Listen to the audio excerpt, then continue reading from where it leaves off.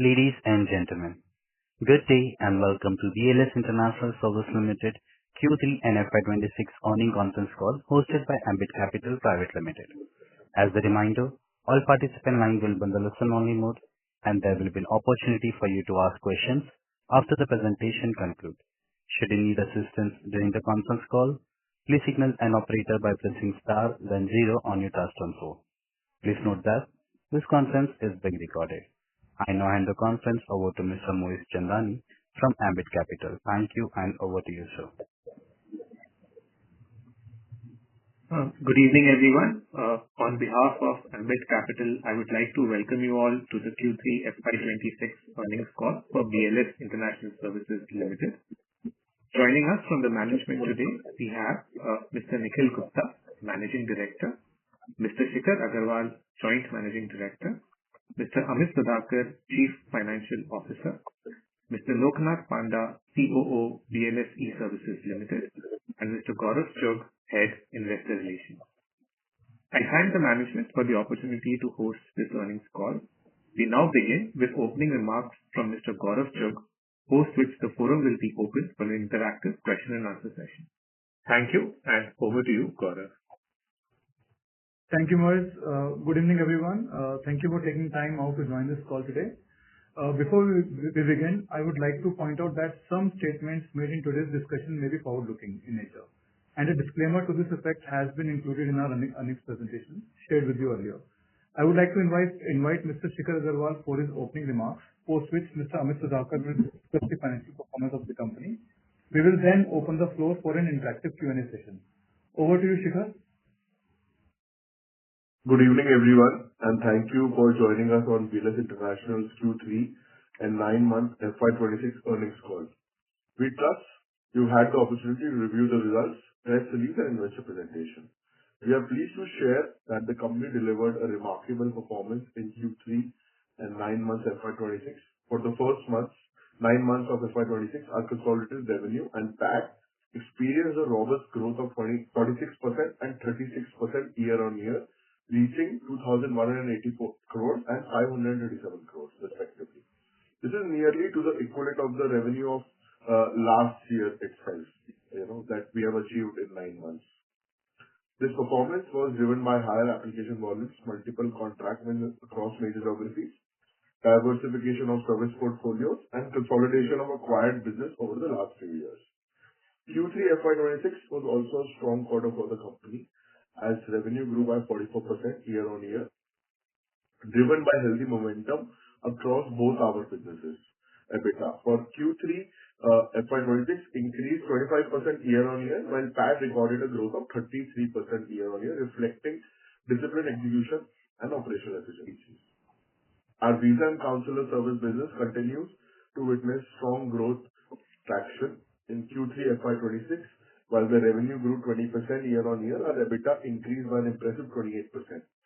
This growth highlights BLS' strong execution capabilities and positive impact of a successful transition from a business model from a partner-led to self-managed model. The number of application processed increased by 18% during Q3, rising to 10.7 lakh applications compared to 9.1 lakh in Q3 FY25. Net revenue per application also improved by 19% to 3,383 in Q3 FY26 compared to 2,841 in Q3 FY25. We continue to expand our global footprint by winning newer contracts and renewing existing contracts during the quarter. The company secured a 5-year global contract from Slovak Republic to establish and operate visa application centers in over 80 countries. The company was also awarded a 3-year contract by the Ministry of External Affairs, Government of India, to establish Indian visa application center in China. Further, the company also won a lot of new contracts from the Cyprus government in multiple countries like South Africa, China, Mongolia, etc. In addition to these new contracts, we renewed our mandate with the MEA, Government of India, to provide attestation and apostille services across 17 major cities in India. Our digital business also continued to witness significant momentum. Revenue from digital service in Q3 FY26 more than doubled to 287 crores from 137 crore in Q3 FY25, registering a remarkable year-on-year growth of 109%. This is primarily on account of growth in BC and loan distribution business along with increasing scale in assisted digital and citizen service offerings. The company's asset-light and scalable operating model remained a key enabler of growth, supported by a wide and growing network of 151,000+ touchpoints and 45,800+ service channel partners. The BC business is witnessing significant traction, with GTV generated increasing to 27,000 crore during the quarter as compared to 21,000 crore during Q3 FY 2025. In addition to this, the company also achieved a significant milestone of having rupees 10,000 crore of aggregate bank balances in the bank account opened through BLS services channel. The loan lead generation business is also witnessing strong traction as the company generated loan leads worth 9,700+ crore during the quarter, which has significantly increased from 2,900+ crore in the last quarter. Another key highlight for the digital business was winning a 100 crore project from Government of Bihar for establishment of the permanent enrollment centers for Bihar. This mandate complements the recently received order from UIDAI to operate Seva Kendras with aggregate value of around 2,000 crore. We are continuing to strengthen our technology across both our business while leveraging AI, advanced analytics, cloud platforms, and automation to enhance security, scalability, and performance while delivering smarter, faster, and more reliable digital solutions to customers and partners. Our continued investment in technology is helping us deepen trust with governments while strengthening our customer-first approach. While the company is consistently growing, it has also followed a policy of rewarding its shareholders through years by way of dividends. In line with this, the board has approved an interim dividend of 200% of face value, that is rupees 2 per equity share in the board meeting today. Before concluding, I would also like to speak on the recently announced budget, which offers an optimistic outlook for travel and tourism sector. The budget demonstrates a strategic commitment to revitalizing this crucial industry, with increased funding allocated for infrastructure development as well as support for setting up 5 regional medical tourism hubs. The inflow of tourists into the country is expected to increase. Additionally, the change in tax rates for overseas tourism packages, along with risable disposable income, are anticipated to lead in growing number of overseas travelers into the future. For BLS, as one of the largest global visa outsourcing players, these initiatives are encouraging and are expected to have a positive impact on the business. To conclude, the period ahead offers meaningful opportunities for BLS International as global mobility continues to normalize and governments increasingly rely on trusted partners for public service delivery. Our well-diversified presence across geography and service lines, expanding scale in priority markets, and a strong pipeline of engagement positions us to build on our momentum. Now I'll hand over the call to Mr. Amit Sudhakar, our CFO, to walk you through the financial performance. Thank you.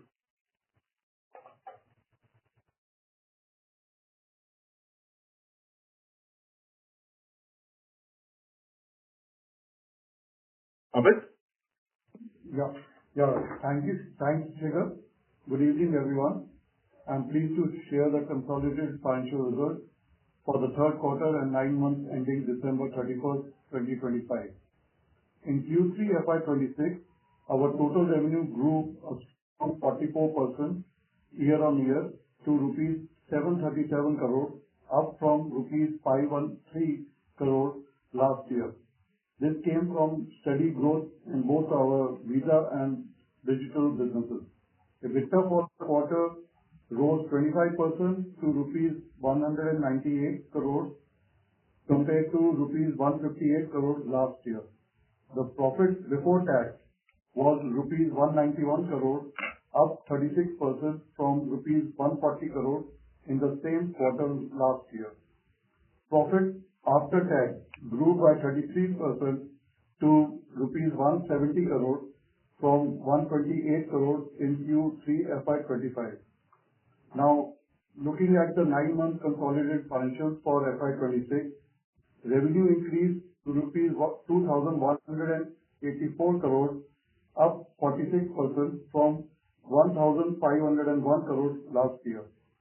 9 months EBITDA grew 35% to rupees 615 crore from 455 crore last year. Profit after tax was rupees 537 crore, a 36% jump from 394 crore last year.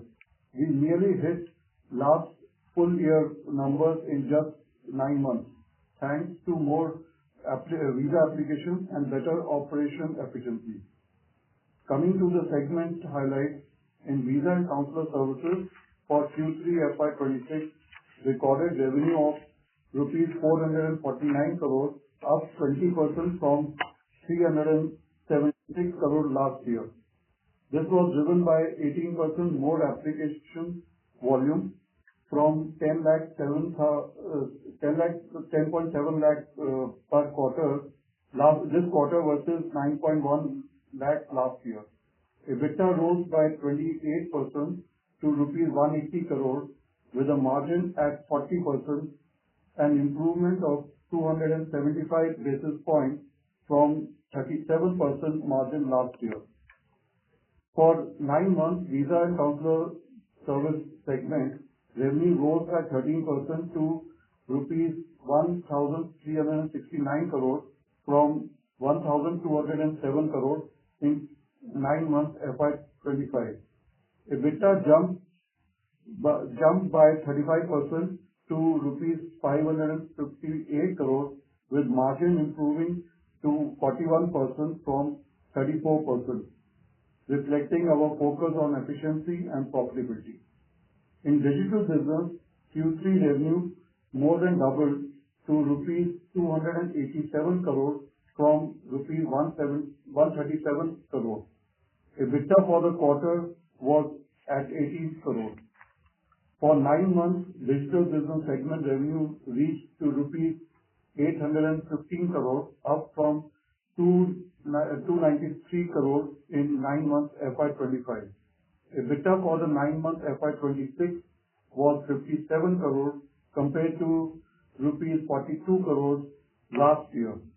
The company continues to generate strong cash flows and healthy balance sheet. Hence, the board has declared an interim dividend of rupees 2 per share. With that, over to the moderator for questions. Thank you. Thank you so much, sir. Ladies and gentlemen, we'll begin with the question and answer session. Anyone who wishes to ask a question may press star and 1 on their touchtone telephone. If you wish to remove yourself from the question queue, you may press star and 2. Participants are requested to use handsets while asking a question. Ladies and gentlemen, we'll wait for a moment while the question queue assembles.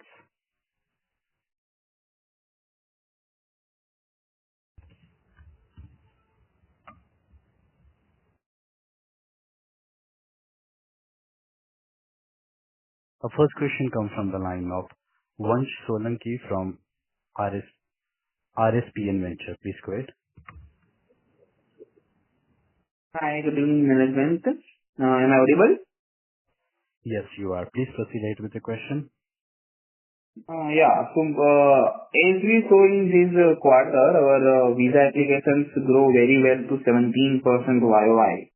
Okay, and the management also talking from many quarters that many big contracts are coming globally for awarding. So my question on that can you just say if in next 1 year or 2 years, which of the countries contracts are going to renew and how much that will be worth, like company-wise? I know that there will be opportunity of very big, but just company-wise that in next 1 or 2 years, which big company is going to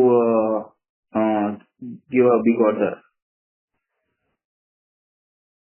So as we have said that we have grown, our application volume has also grown by 19% this quarter, and we have already announced that we have won a lot of new contracts, with different governments this quarter.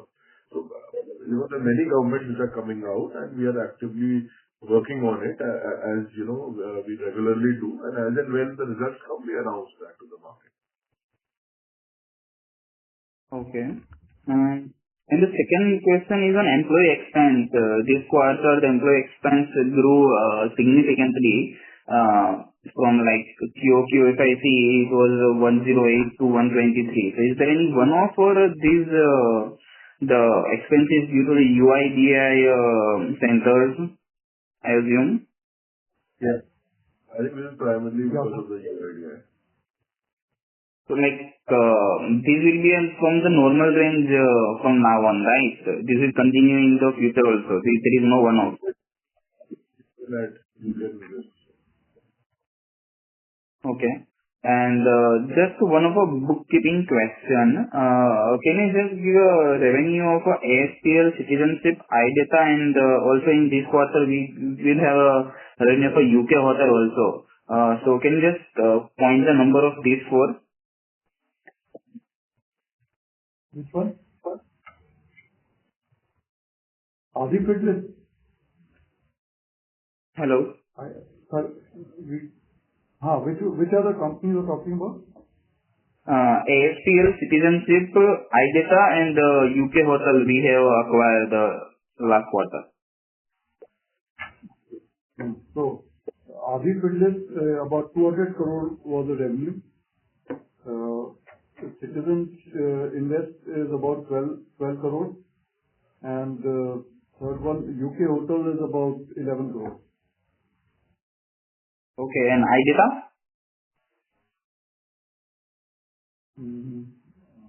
Data is about 70 crore. 70 crores. Okay. And are you going to continue the visa application as you see the travel is going on? So the 15% growth you have mentioned for the FY26, will it be continued to FY27 and 28 also?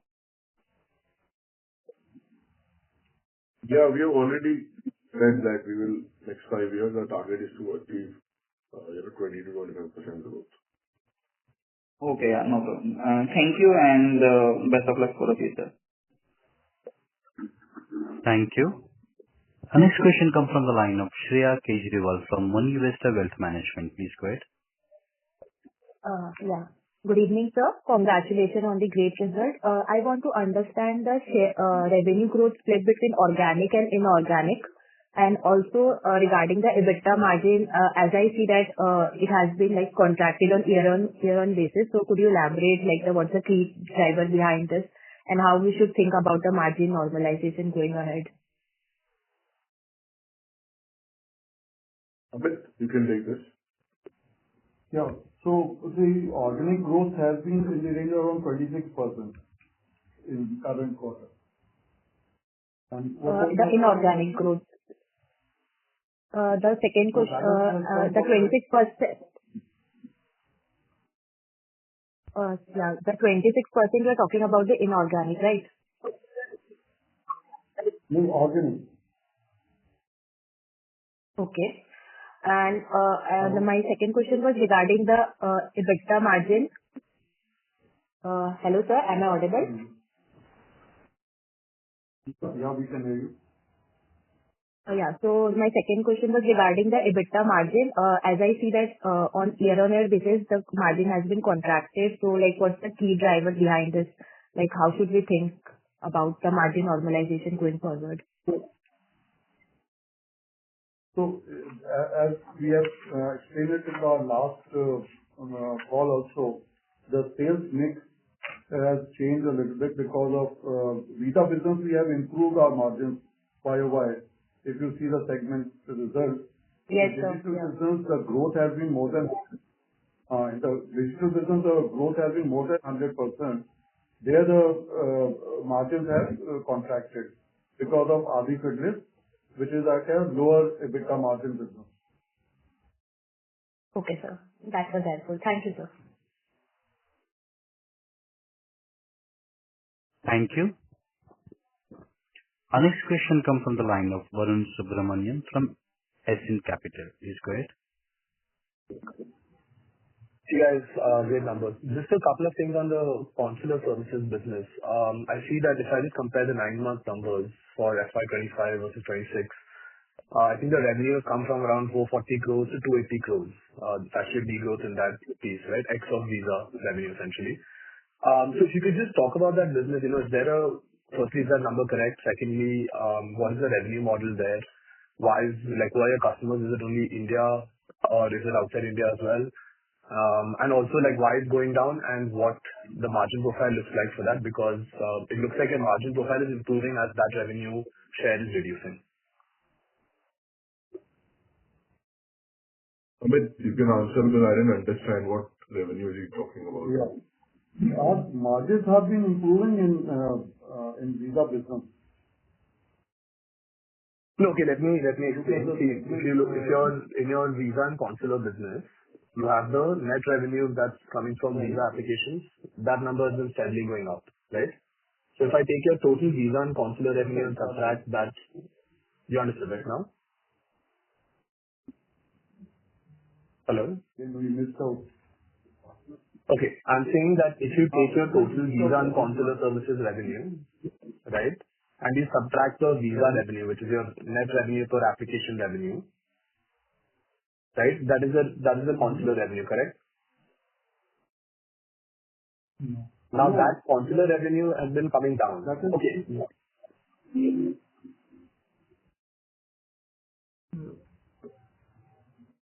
So there's a difference between the revenue and the net revenue is basically the cost of services that we exclude or we reduce. There is no separate revenue of visa or consular services. It's all clubbed into one. Okay. So the way we should look at revenue is only the net revenue should be looked at. The gross revenue is typically including the cost of service, basically. And your 40% EBITDA margin is on, yeah. So, okay, if you look at our visa revenue and you reduce the cost of services, which is a direct services cost, then that is the net revenue. Okay. And so where does the consular revenue get booked? It is part of it. The visa and consular is one single segment. We don't report separately visa and consular services, separately. It's part of that. No, but then if I just do number of applications into net revenue per application, so you're grossing up the consular revenue into the net revenue per application. Is that understanding correct? So that's what I'm trying to, tell you that the visa and consular services is a single segment that we report. We don't separately report visa and consular separately.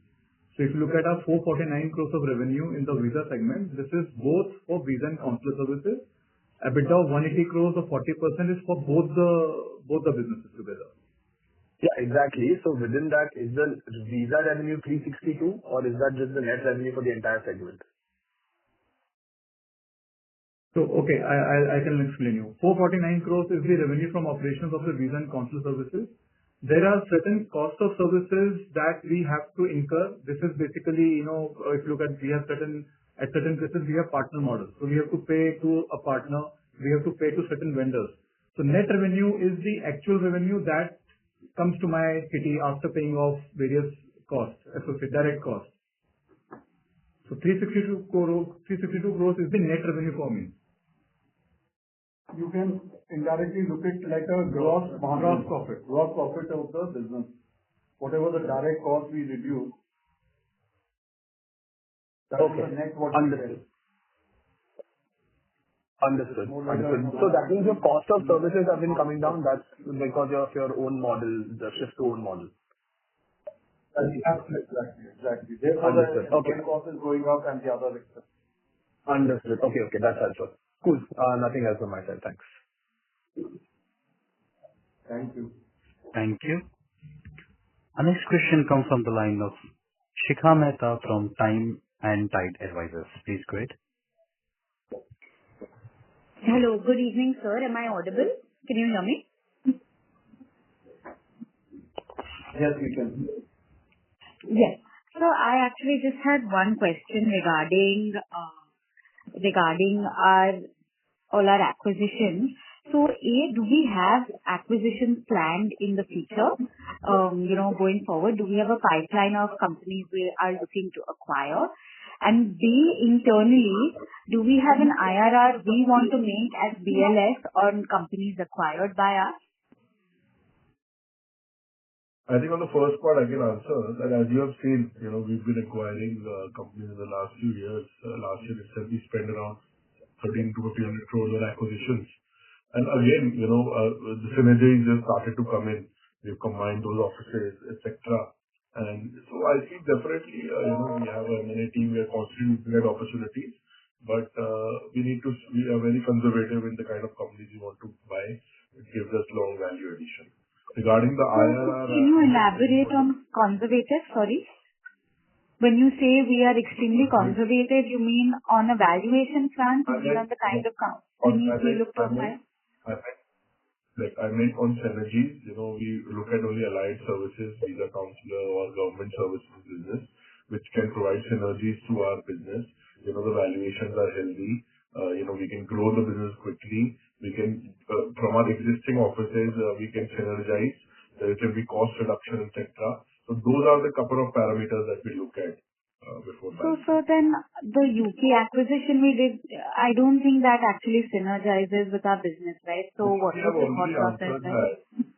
We have already answered that in the last investor call also, about that acquisition, that we are wanting to get into allied services, and that was a one-off thing that we did. And going forward, to utilize the experience as, we want to get into more travel services.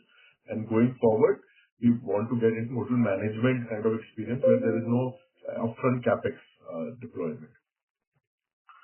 So, is the understanding correct that if we find another possible acquisition in hotel management at a good valuation, we would look to acquire, or is this a one-off? No. As we have explained that last time also, that this was that we did to understand experience, gain experience, and now we'll utilize that experience to get into management contracts, not in asset-heavy manner. Understood. Yeah, sir. And lastly, on the IRR generated to BLS as an investor in these acquired companies, what range do we look at? If you look at the ROI, at least in double digits, minimum to get a return, and especially when it's outside India, that is quite a decent return which we are looking at. So say on iData, Adifidlist, etc., we look at getting double-digit returns over a longer term period of time as a company that has invested in these businesses. That's right. So, is it possible for you to give a payback period or something of sorts? Because we have a very large goodwill on our books, and if you give a payback period, maybe even ballpark on, the 3-4 companies we've acquired recently, it would help us understand your thought process much better. So currently what we have acquired, they all have a payback between 5 to 7 years. 5 to 7 years. Oh, okay. Understood.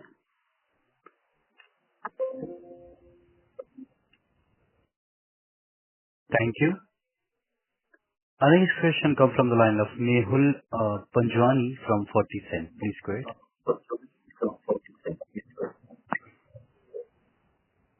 Yeah, thank you so much for the opportunity.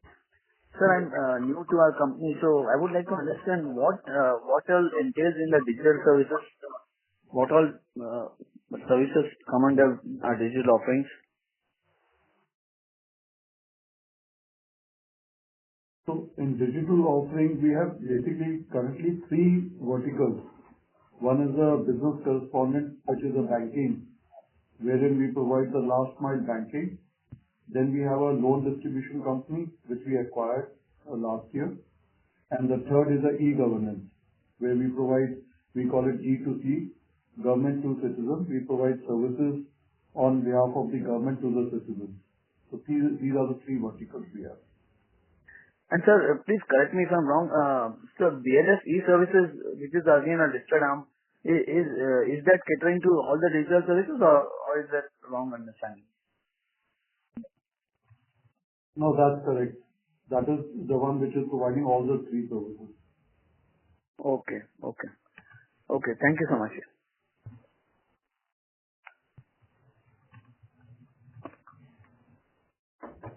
Thank you.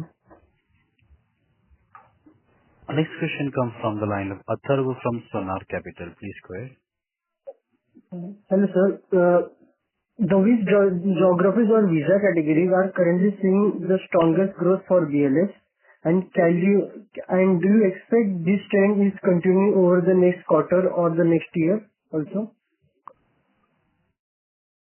See, globally, all the geographies for us are growing. We have seen good growth coming in from the Middle Eastern market, the South Asian, East Asian market, India, China, Latin American countries. Definitely, the trend we see continuing. Going forward, if definitely there is some, war that is happening between Russia and Ukraine, that gets streamlined, which there is hopes, and definitely we will see a good growth in volume coming from that region as well. Because pre-COVID, that was a very big volume for us, pre-war.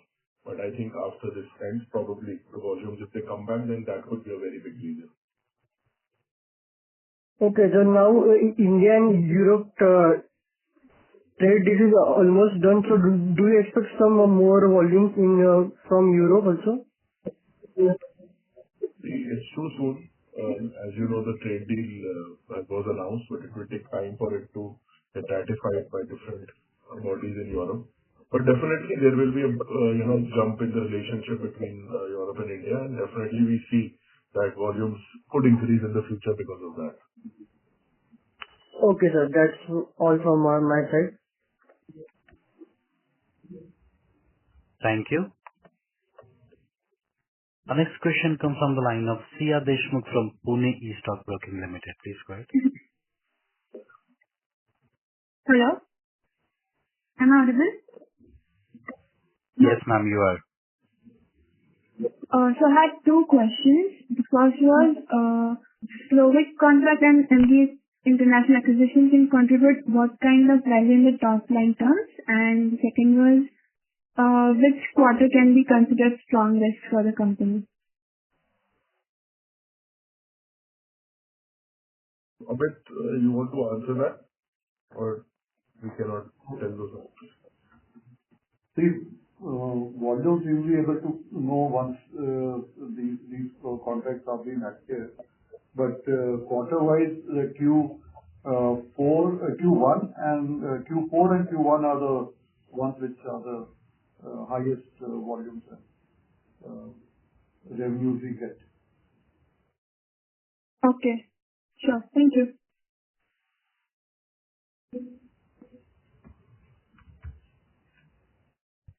Thank you. Our next question comes from the line of Abhijit from PISS. Please go ahead. Thanks for the opportunity. Hope I'm audible. Regarding the Slovak Republic contract, should we expect a temporary margin compression due to front-loaded expenses before the centers reach optimum utilization? So we will be utilizing a lot of centers from our existing centers as well across the world. So, there will be economies of scale. So definitely initially in any contract that we, win or deploy in different countries, there is a, investment. But after that, it is quite streamlined. Understood. And there was a mention of AI in the investor presentation. So how are you leveraging AI, and can you quantify the impact AI had on your bottom line in the last quarter? See, it's very difficult to quantify right now, kind of savings that we have made, but we have implemented AI in a very practical manner in different departments of the organization, right from HR to call center to, customer engagement. So, our answer percentage has increased, a lot of calls, we picked up, quality has improved, our recruitment has become better, we are able to recruit more people faster. Very difficult to quantify in terms of costs, but we definitely have cost savings, that we have seen, in terms of some of the angles. But I think it's too soon to quantify exactly the number. Understood, but there will be savings, right? Correct. That will be savings, there will be also efficiency. Yeah. Right. And lastly, just wanted to get your views on the reason behind allocation of capital and management bandwidth to the digital segment, because it effectively dilutes the consolidated margin profile. And also regarding this, how do you see the mix of visa and digital services over the next 2 years? As we have said that this was because of one of the acquisitions that we did of Artificial Solutions, which is at a 3% EBITDA margin. The digital business definitely is growing, and as we see that we can add more services to that loan business, more margin will come in. So we definitely feel the mix will maintain because we see major growth coming in both the segments of the business. So do you foresee margin expansion in the digital services? I mean, visa business also, if you see, the margin has expanded to upwards of 40% now in the last few years. So definitely, we see a growth in the future in the digital business as well. But right now, as and when we introduce more value-added services, ancillary services, we will see. No, that's right. The reason I was asking is that because the contribution of the visa segment itself is coming down gradually. So even if the margin has expanded to say 38-40%, the net impact on the blended margin, I mean, it's not that meaningful. Simply due to the fact that there is severe margin contraction happening in the digital services. Yeah. Amit, I think what we have discussed is that this was the acquisition that we did to enhance the company, and I think we are very happy with that. Because going forward, we can grow that company from our existing centers in zero mass. So definitely we feel that whatever is achieved now will maintain, and our target is to improve on this. Got it. That's from my end. Thank you. Thank you. Our next question comes from the line of Viren Sameer Deshpande from Alpha Speak Investment. Please go ahead. Hello, sir. Congratulations for the good set of numbers. And the digital services you explained have been growing quite well and all those things. That is good. But actually, as you explained that the salaries and employee benefits have gone up now almost by more than 50% year on year.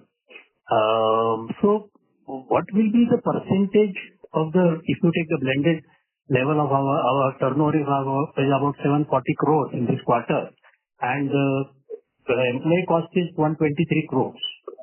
So what do you expect to be the normalized employee cost going forward? So if you see our last year audited numbers, our employee cost was about 14.75%. Now our 9 months is about 15.5%. So overall, if you see, we are in that range of 15% employee cost. Okay. So it will be similar because of this UIDI or BR and all those things which what we are doing, that is not going to increase it significantly. No. See, we have got people on board, and revenue will start coming in now from this quarter onwards. Okay. But as you mentioned, it will be in the range of around 15%, 14.5%, 15%, similar to the last year's level. Okay. And secondly, what are the cash and cash equivalents at the end of this quarter? About 1,400 crores. Okay. And what was it last quarter? It was about 1290 or something. Okay. So there is an accretion of about 100 crores for. Okay. And these Chinese operations, what we have been allowed by the Ministry of External Affairs to set up offices across China for this purpose. Has the work started there? And because there is expected to be a lot of exchange between India and China, which had been halted COVID, etc. So do you see a good significant revenue coming from that Chinese operations? Hello? Yeah. We see a good jump in revenue in the future. Because exclusively we will be operating from Indian side. Yes. Correct. So that will be a good booster for us. Okay. Thank you, sir. All the best. Thank you.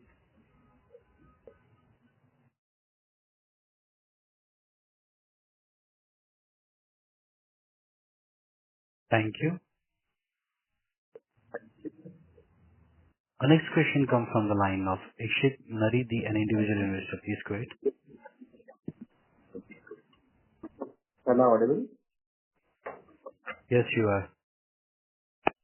So, good evening. I hope you heard the name of company called Atlas. So, the new age business like Atlas who gives hassle-free visa services in India of almost all the countries. And personally, I even tried that and they did a great job. So, what negatives and positives will have on our business from these type of service businesses? Can you please elaborate on this? See, we are in the business of exclusive government contracts, wherein anyone who has to apply for a visa for the governments we work for will have to go through us. So any company, any travel agent or any startup or any company that does the visa domain has to go through one of the providers, us or our competitors for applying for any visa. So we are in the business of exclusive outsourcing, and that is what we are focused on. Okay. And my second question is, on slide 10, it's mentioned that your digital services margin drastically reduced from 14.2% to 7%. So can you please explain about that? But you can explain that. Yeah, as we explained earlier, this is because of the RE Fidelist, the new acquisition we did last year. And there the margins are around 3 to 4% EBITDA margin. So that mix has changed the overall percentage. Okay. Thank you. Thank you so much, sir. Thank you. Our next question comes from the line of Varun Subramanian from Ascent Capital. Please go ahead. Thanks for taking my question again. I have one question on the e-visas. So I just wanted to check in terms of when you go to governments or embassies to renew contracts, have they been discussing implementing e-visas as a process instead of the manual process? One. And what part of that process will necessitate people to still come to an embassy? Maybe the biometrics part is one that stands out. But if you could just walk me through what an e-visa process would look like. Let's say if someone like Spain, who's a large customer for us now or a source of income, moves to exclusively e-visa for their visa application process, how would that affect our business? How would we still play a role, and what would be the revenue impact according to you? I think if you do your research and you see that in Europe they have announced in the next few years they are also digitizing part of the process. So that will lead to an increase in volume for us itself, and people will have to still come to the centers to do the biometric. So it is only part of the process that we will only handle will be digitized. So all the governments that we are working for, the numbers will grow in the near future, and the governments to handle the capacity better, they want to digitize part of the process where we will be digitizing it for them. Certain applications will come in that category, all will be processed through us. So we see the new technologies that are coming in the future as enhancing our business. Biometric was not there 5-7 years back. It was reduced 7 years back. So definitely we feel that we have very good grip on the market and we are in touch with the government. So we feel that going forward itself, we will see a good growth in numbers as you can see more volumes in coming in, and we are adopting whatever technology is coming on. So in case of, let's say, a renewal, so if would that not, if that didn't require... Okay. No. That will not. So the customer will still have to come to a BLS center. That's the main point. Correct. Okay. That's very helpful. Thanks. That's nothing else for me. Thank you. Ladies and gentlemen, due to the time constraint, that was the last question for today. I would like to hand the conference over to the management for the closing comments. Thank you, and over to you, team. Thank you everyone for joining this call today. If you have any further questions or clarifications, you can reach out to Gaurav Chugh or EY team. Thank you so much. Have a good weekend. Thank you so much, sir. Ladies and gentlemen, on behalf of BLS International Services Limited, that concludes this conference. Thank you for joining us, and you may now disconnect your lines.